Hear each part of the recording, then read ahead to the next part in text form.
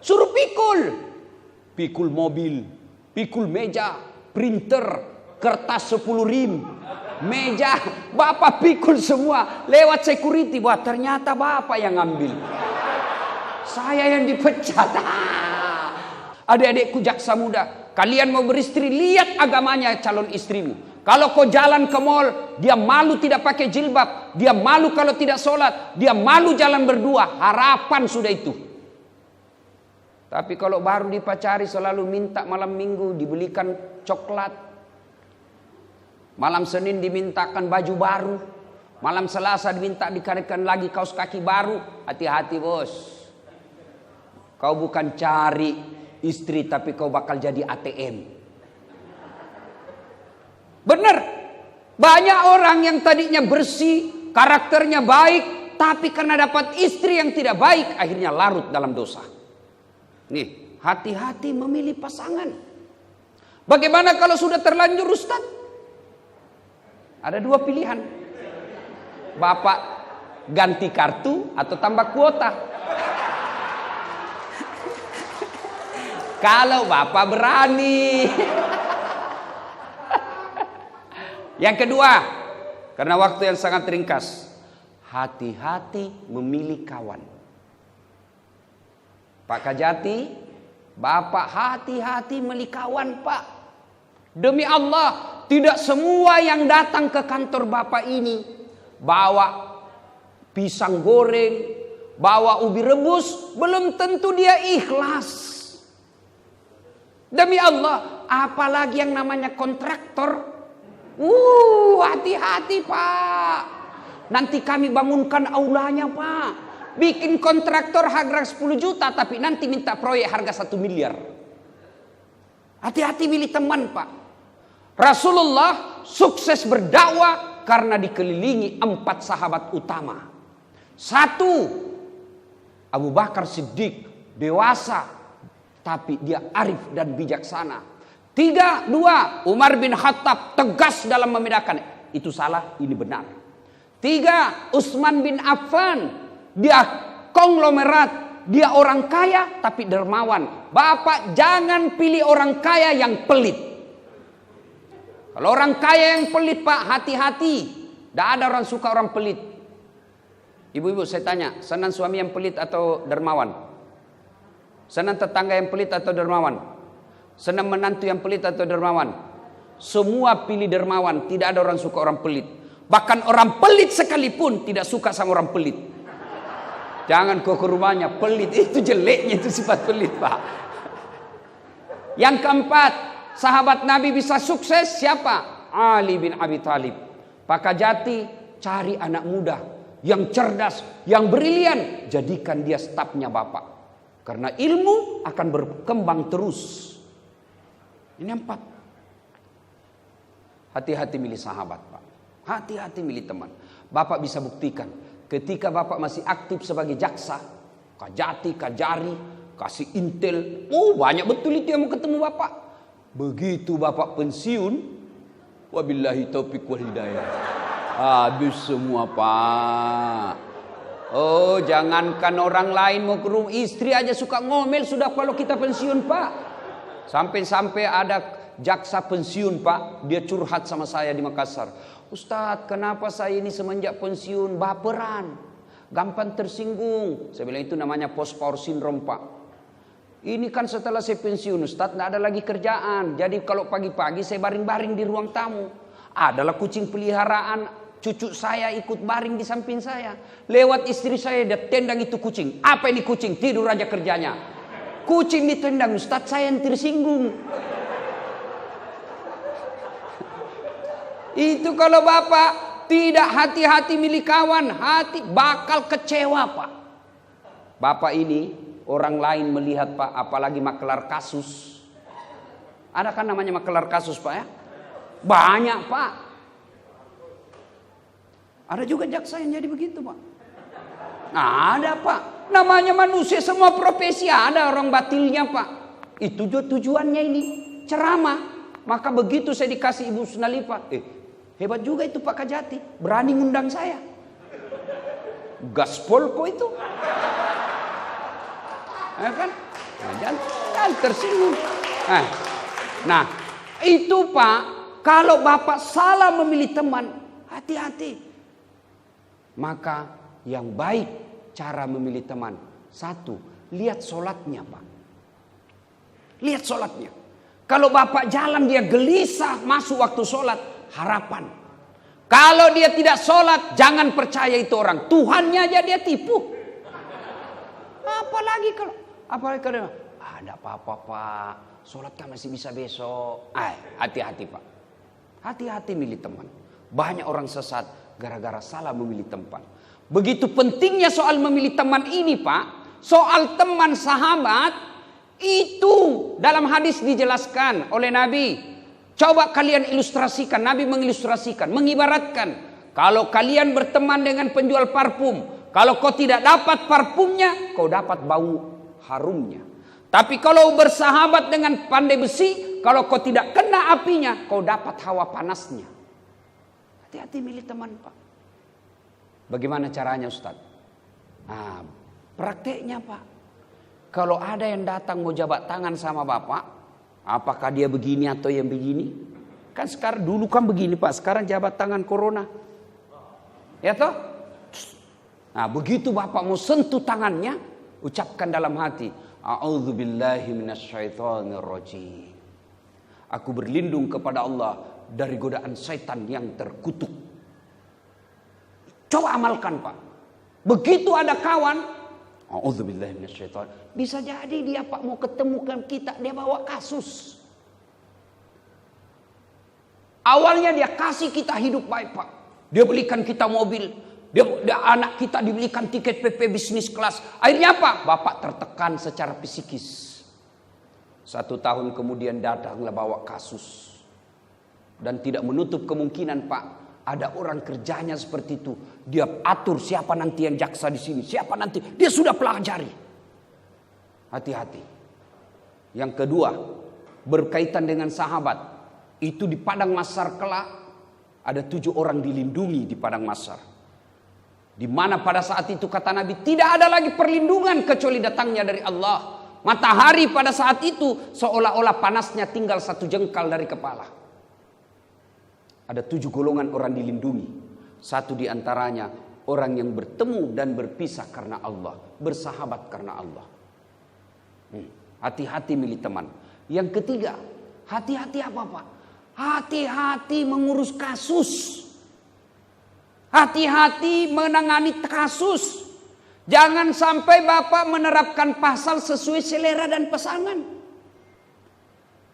Maka filsafat hukum itu lebih baik membebaskan orang yang salah daripada menyalahkan orang yang tidak bersalah. Hati-hati. Berat tugasnya Bapak sebagai jaksa, mewakili negara dalam menuntut orang. Bapak salah menetapkan pasal, salah menerapkan masa depan orang, dan Bapak akan dituntut nanti di akhirat.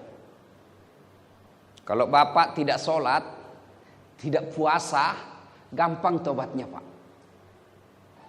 Bapak dosa kepada Allah, gampang tobatnya. 1, menyesal. 2, mengakui.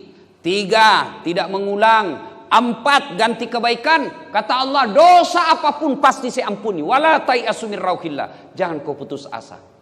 Tapi kalau Bapak dosa kepada seorang manusia, Bapak bukan cuma 4 syaratnya ini, Bapak datang minta maaf sama orang yang pernah Bapak zolimi. Seperti Pak Kajari. Itu kan sudah beberapa Kajari dilewati Pak ya. Saya berdoa kepada Allah, mudah-mudahan Bapak tidak meninggalkan kasus-kasus yang bermasalah di tempat itu. Kalau Bapak pensiun dan meninggalkan beberapa kasus, Bapak harus kembali nanti ke sana minta maaf. Kalau tidak sempat minta maaf dan wafat, susah Pak. Ngurusnya tobat di akhirat susah. Kita cari dulu itu. Dan kita berkumpul dari Adam sampai kiamat. Berapa triliun manusia. Orang ngantri saja vaksin kemarin di Gelora Bung Karno Pak. Yang vaksin hanya 5 ribuan orang. Ngantrinya sampai sore belum tentu dia dapat. Ini dari Adam sampai kiamat. Ngantri kita Pak. Menunggu giliran dan dipanggil satu demi satu. Dan pada saat Bapak menunggu giliran untuk dipanggil, Bapak pikul semua barang-barang kantor yang pernah Bapak ambil. Sudah ditulis inventaris kantor Kejaksaan Tinggi Jawa Tengah. Ada di rumahnya Bapak. Oh, itu disuruh pikul nanti itu Pak. Yang ketawa, saya serius ini bos. Maka yang pernah ngambil-ngambil barang-barang kantor Pak, kasih kembali besok. Selama kau tidak kasih kembali, disuruh pikul Pak. Suruh pikul.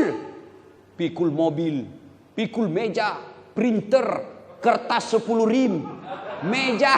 Bapak pikul semua. Lewat security, wah ternyata Bapak yang ngambil. Saya yang dipecat. Hati-hati Pak. Benar Pak. Dan pada saat itu Allah menyediakan ruang VVIP, di mana pada saat itu tidak ada lagi perlindungan. Satu di antara dilindungi kata Nabi, mereka yang bertemu dan berpisah karena Allah, sahabat yang baik. Kemudian siapa lagi? Imamun adil, dari 7 itu pemimpin yang adil, termasuk jaksa yang adil.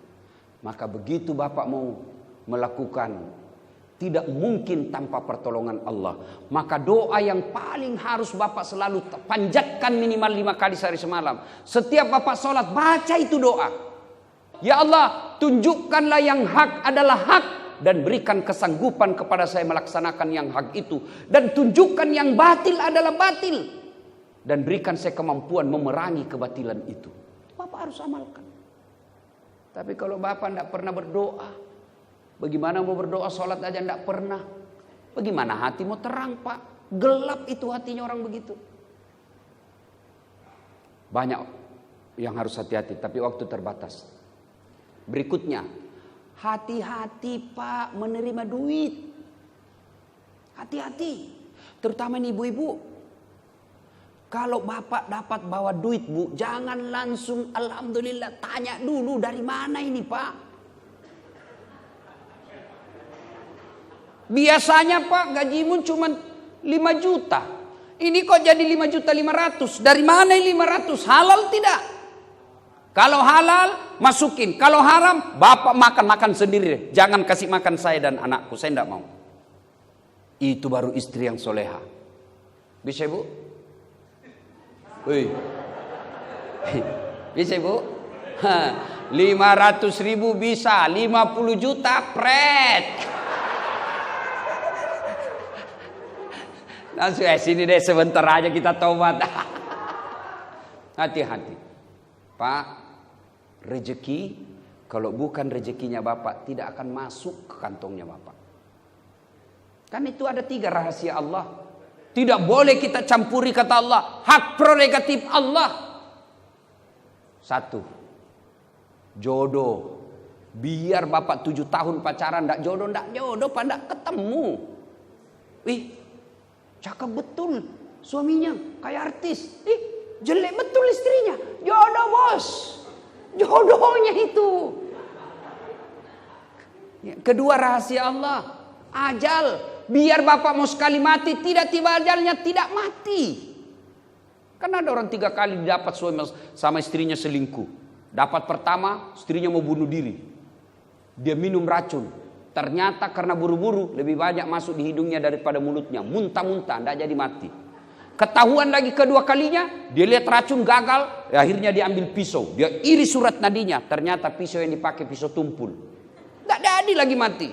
Ketahuan lagi ketiga kalinya, dia lihat racun gagal. Dia ingat pisau gagal. Akhirnya apa? Dia lompat masuk ke dalam sumur belakang rumahnya. Dia lupa waktu itu musim kemarau. Tidak ada airnya sumur Pak. Kalau tidak ajal, tidak bakal mati. Yang ketiga, rahasia Allah. Apa itu? Apa? Rezeki. Kalau bukan rezekinya Bapak, tidak bakal. Allah sudah atur.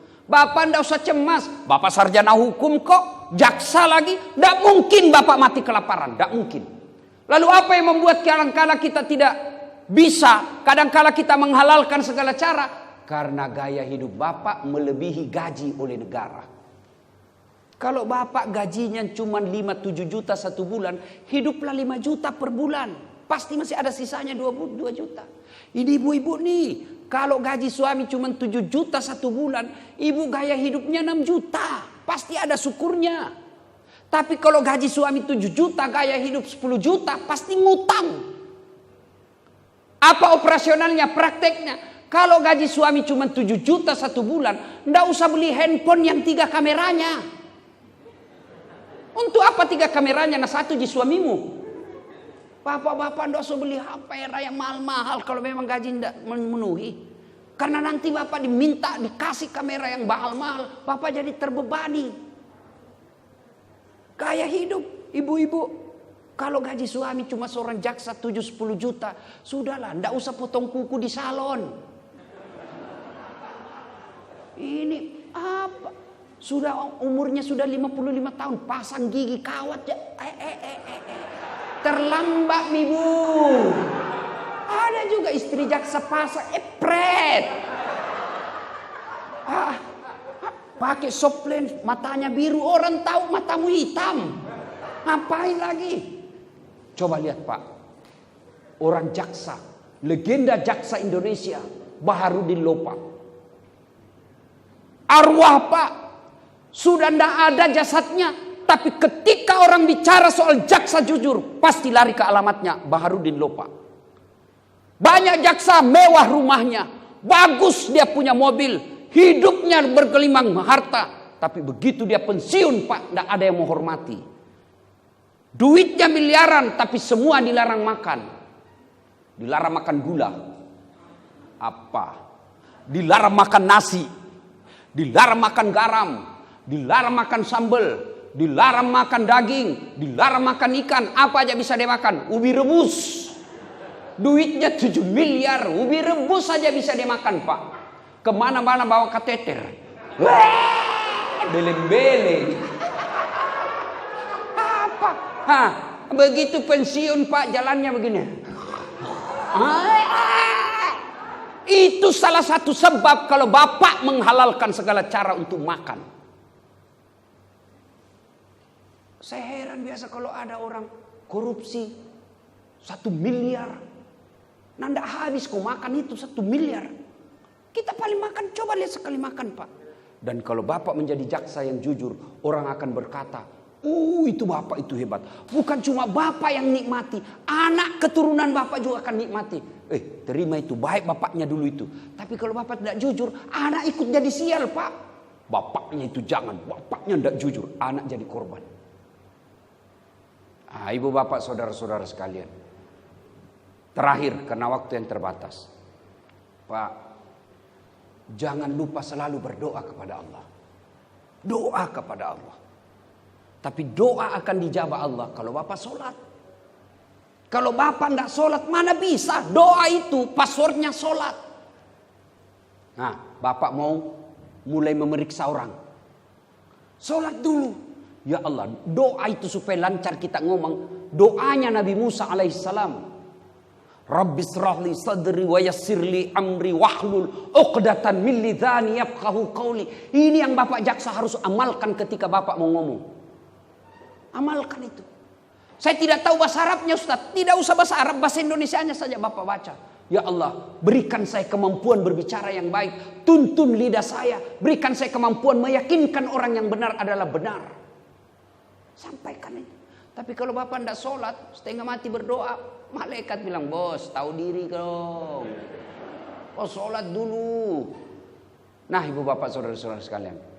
Terakhir, bapak punya rezeki. Tolak balak dengan apa? Sedekah. Sedekah. Tiap bulan bapak selesai gajian, keluarkan pak sedekah. Cari keluarga kita yang miskin. Bapak sekarang sudah menjadi kepala kejaksaan tinggi, kepala kejaksaan negeri, kepala kasih dan lain sebagainya. Ada keluarga di miskin di kampung, kirimi sedekah pak.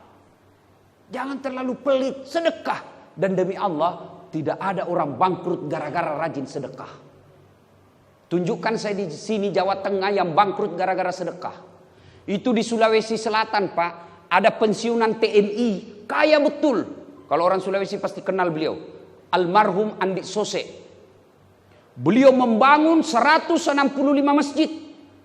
Dan beliau kalau bangun masjid tidak mau diganggu Pak.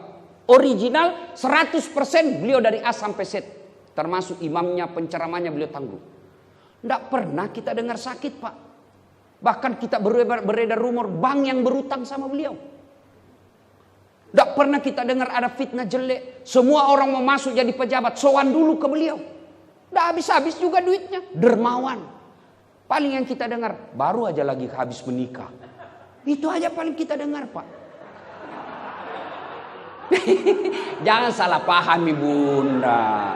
Ini kalau kejaksaan ini Bu, tidak berani mereka, tidak. Percaya aja Bu, tidak usah galau. Kami ini laki-laki tergantung istri. Kalau istrinya baik, siapa yang mau tergoda? Nah sama aja. Kalau ibu baik, suaminya selalu ditelepon diingatkan, Bang jangan menghalalkan segala cara. Pulang suaminya dia peluk lagi. Tadi berperkara di pengadilan dimaki-maki sama pengacara, dimaki-maki sama hakimnya. Dia tahu berita, apalagi disiarkan langsung karena virtual. Ibu sebagai ibu hadir, datang suami langsung peluk. Bila kamu di sisiku, hati rasa syahdu. Tenang perasaannya. Masuk kamar peluk lagi. Insaflah wahai tenang. Itu lagu-lagu ibu-ibu zaman dulu. Tapi kalau sekarang lagu-lagunya ibu-ibu, ampun Banjago, Banjago. Apa Banjago? Berhenti jago dia kalau berhadapan sama penyidik. Nah ibu bapak saudara-saudara sekalian, banyak yang ingin kita sampaikan tapi waktu terbatas.